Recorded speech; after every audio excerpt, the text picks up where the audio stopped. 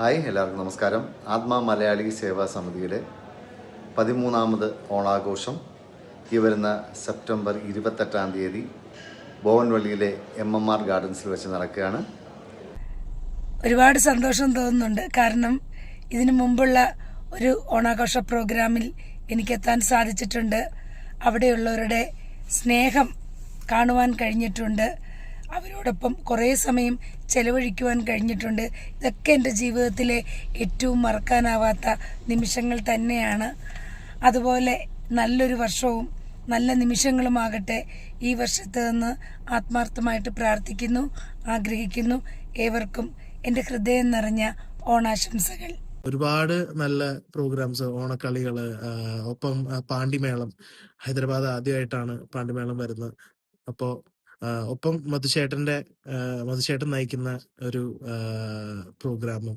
അപ്പൊ അങ്ങനെ ഒരുപാട് വ്യത്യസ്തങ്ങളായിട്ടുള്ള ഒരുപാട് പ്രോഗ്രാമുകളായിട്ടാണ് ഈ വർഷം ഓണാഘോഷിക്കുന്നത്. സോ എല്ലാവരും ഈ ഒരു ഓണാഘോഷത്തിൽ പങ്കെടുക്കുക.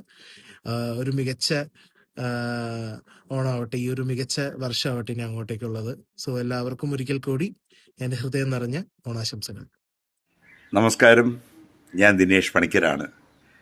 ഒരു 3-4 വർഷം മുമ്പ് ഹൈദരാബാദിലെ ആത്മ അസോസിയേഷൻ്റെ ഒരു ഓണാഘോഷത്തിൽ പങ്കെടുക്കാനുള്ള ഭാഗ്യം എനിക്കുണ്ടായിരുന്നു. ആത്മയ്ക്ക് എല്ലാ വിധത്തിലുള്ള ഐശ്വര്യം ഉണ്ടാകട്ടെ എന്ന് പ്രാർത്ഥിക്കുന്നു, ആശംസിക്കുന്നു.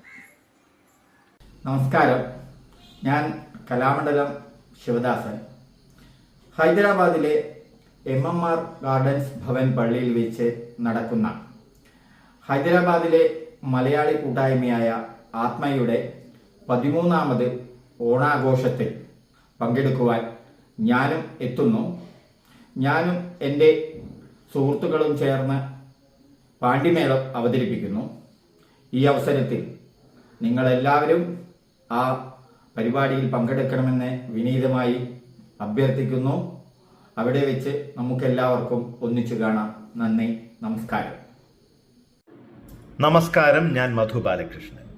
ഈ വരുന്ന സെപ്റ്റംബർ 28-ാം തീയതി ഹൈദരാബാദിലെ MMR ഗാർഡൻസ് ഭവൻ പള്ളിയിൽ വെച്ച് ഹൈദരാബാദിലെ മലയാളി സംഘടനയായ ആത്മയുടെ 13ാമത് ഓണാഘോഷ പരിപാടികളുടെ ഭാഗമായി നടക്കുന്ന മെഗാ മ്യൂസിക്കൽ ലൈവിൽ പങ്കെടുക്കുവാനായി ഞാൻ വരുന്നുണ്ട്.